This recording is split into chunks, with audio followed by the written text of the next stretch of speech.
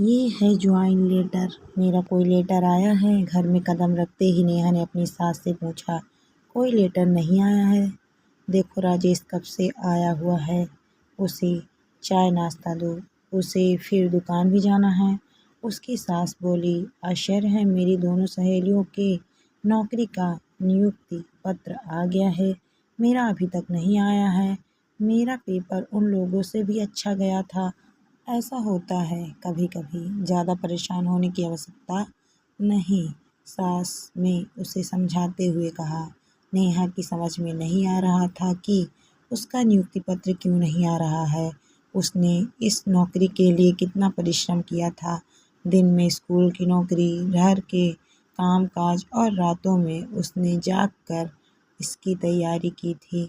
उसका पेपर भी बहुत अच्छा से हुआ था। वह बेहद हतोत्साहित और दुखी थी। उसका हरदम खिला रहने वाला मुखड़ा भी मुरझा गया था। वह उदास बेजान सी आकर अपने पति के हाथों में चाय नाश्ता थमा गई। उसका पति गौर से उसे देख रहा था।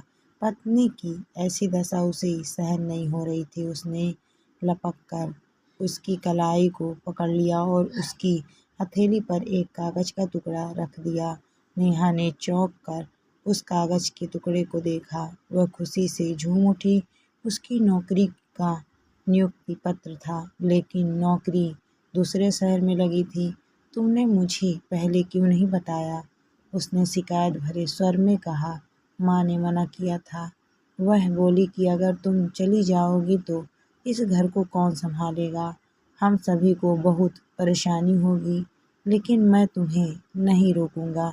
तुमने इतनी अच्छी नौकरी बहुत परिश्रम की बदौलत पाई है। अब नेहा के हाथों में नियुक्ति पत्र था और उसका मस्तिष्क घोर चिंतन कर रहा था। अगर उसके पति ने बलपूर्वक उसे इस नौकरी को करने के लिए रोका होता तो वह उससे लड़कर भी इसे करती, लेकिन वह इस निश्चल प्रेम के आगे खुद को बेहद असमंजस की स्थिति में पा रही थी।